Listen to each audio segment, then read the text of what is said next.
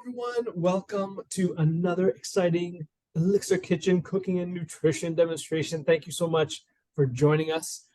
Just a huge thanks before we get started to the Colorectal Cancer Resource and Action Network for joining us as our special guest this month. And again, huge thanks for their presentation. We will make sure that we provide the link for the presentation on our YouTube channel. So if you did miss it, you can go back and check it out. But right on to the cooking and nutrition show. Let's do this. My name is Jeremy Capone. I am the wellness chef for the Elixir Kitchen. And joining me as always, the amazing Daniela. Hi. Hello. Yeah. Sorry, I tripped on your introduction. I got all excited. Yeah, I can't believe it's August. And yes, Daniela Fiorini. Love my work with Jeremy with the Elixir Kitchen. And today, as Jeremy mentioned, we're partnering with Secran and showcasing 3 simple and flavorful recipes. We're doing it a little differently this time, where the first 2 recipes, we're going to focus on the recommendations for colorectal cancer prevention. And the 2 recipes we're showcasing here are a Bulgur summer salad and pan-seared pickerel with tomatoes. You can tell Jeremy and I both love our alliterations. And our last recipe, we are going to talk more about the nutrition strategies during treatment. So after a diagnosis of colorectal cancer, undergoing treatment, what are the best nutrition tips during that time? And the recipe we're going to use for that is a peachy cheesecake bites, a no-bake recipe, which sounds really delicious. So without further ado, we'll get into our first recipe, which is the Bulgur summer salad. So this first recipe is a medley of nutrient and fiber-rich plant foods that pack a powerful punch when it comes to protecting the health of our colon. So it protects the health of our body, but most importantly, our colon. And it's a delicious way to ease into a plant-forward diet that is recommended for risk reduction of several chronic diseases, including colorectal cancer. So I'm going to turn it over to Jeremy to get us started. My mouth is already watering. Sounds good. Thank you, Daniela. Okay, so yes, we're going to jump right into the first recipe. We're going to start off with our whole grain. The whole grain that Daniela mentioned, Bulgur. This is a great pantry item to have on hand, particularly because of, from a cooking perspective, the convenience is fantastic. It takes really maybe 15 minutes to cook, and all you need to do is soak it in hot water. So you don't even have to, get a pot out, you don't have to turn your stove on.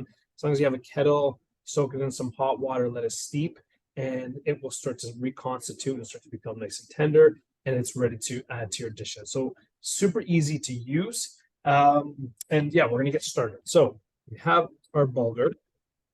To cook our Bulgur, it's about a 1 to 2 ratio between our Bulgur and our hot liquid. So about 1 part of our Bulgur, and I'm just eyeballing this. It's not a perfect science. You can just sort of, get your hot water and cover it. But it would be about 1 part of the Bulgur and 2 parts of hot water or any hot liquid. It will absorb some of it. It's not going to absorb all of the water. And so what we're going to do is just let that steep. And I'm going to cover it with a plate. You can cover it with a dish towel, anything to just sort of trap the steam in. And we'll put it aside and let it sort of hang out while we get some of our other ingredients ready. So moving on to, we're going to work on the dressing. Now this is going to be sort of a heartier salad. Definitely not your more traditional leafy salad. The grain, that Bulgur, is going to provide some really, really nice texture and really nice bulk for the salad.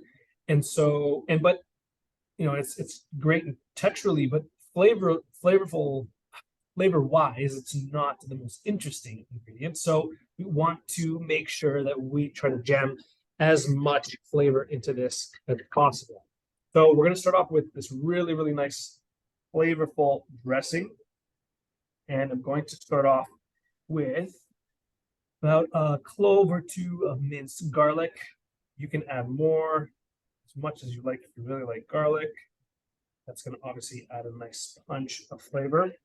We're going to add some olives. The olives in this dish are going to provide this really nice bit of saltiness, but also some nice texture.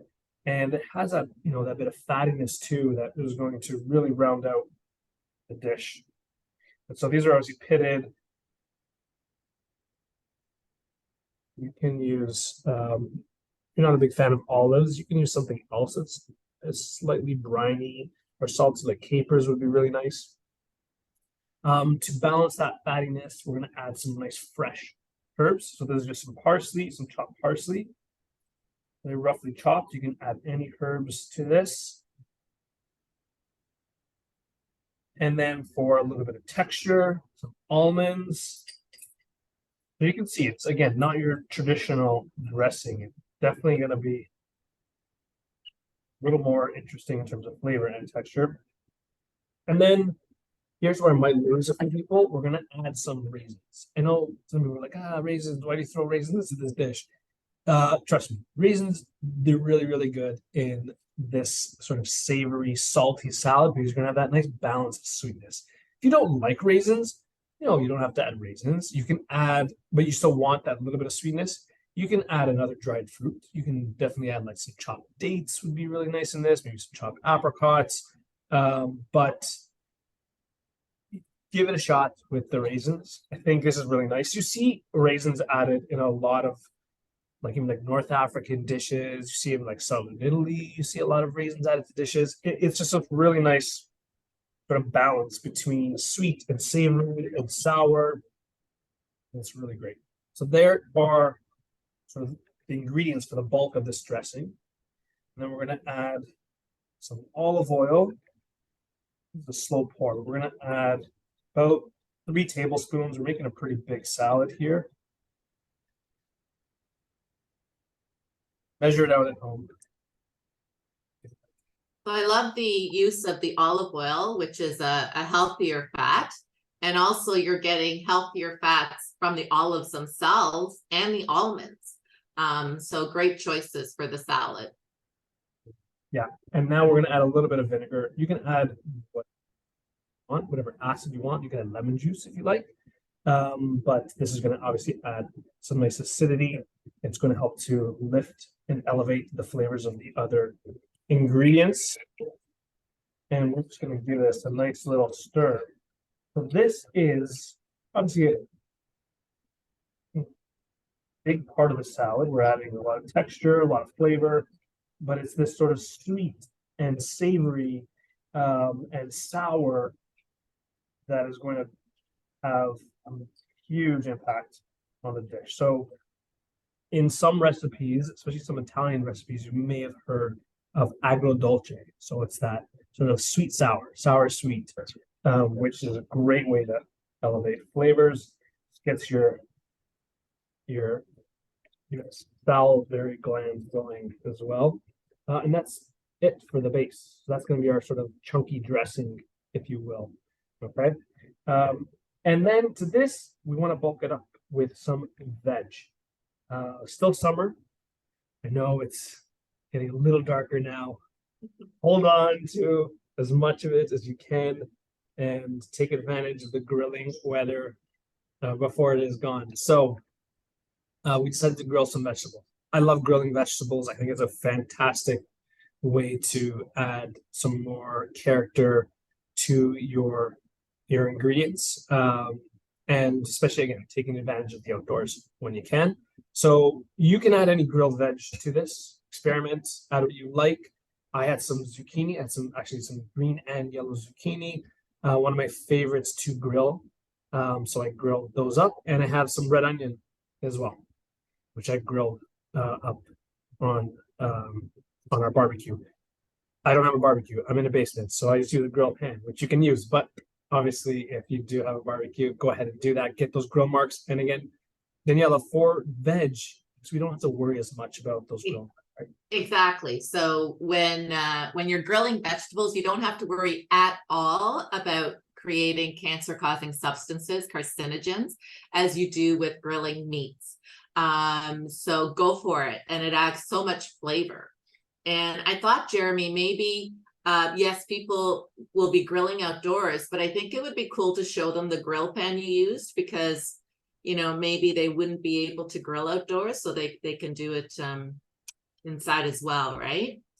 Absolutely, yes. So yeah, if you don't have access to a barbecue, I have, and it's a little heavier, but it's this cast iron grill pan. It just has those channels and obviously the elevated um, bars for to give you those grill marks. And this is pretty much it. Put it on a stove top, heat it up. It holds its heat really, really well. You can sort of get the some of that that grilling. You obviously don't have the smokiness that you would from like a charcoal barbecue or even some of the direct flame that you would from like a gas or propane barbecue. But it still does a great job of sort of giving you that sort of that char, that Maillard reaction, right? It's that sort of caramelization of some of those natural sugars in the veg that, like Daniela mentioned, are going to help to sort of enhance the flavor of your ingredients. And when I use either on a barbecue grill or indoor grill with vegetables, I don't add anything to them before I put them on.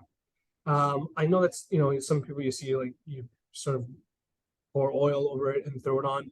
I find that it creates more smoke, and when that oil burns, it just imparts like a bitterness to it, which isn't too pleasant.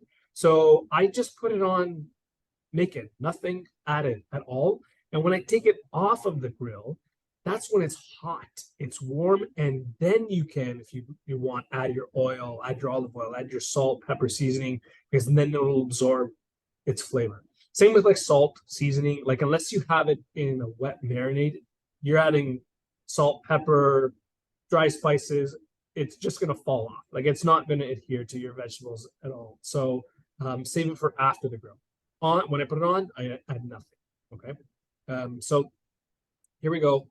That's an excellent tip, Jeremy, about adding the oil and seasonings afterwards. It's something that I will do now going forward. Yes. Awesome. Yeah, and that's it. Just roughly chop it. And then I'm gonna add it right to the bowl if I had a dressing. So we'll give that a nice little stir.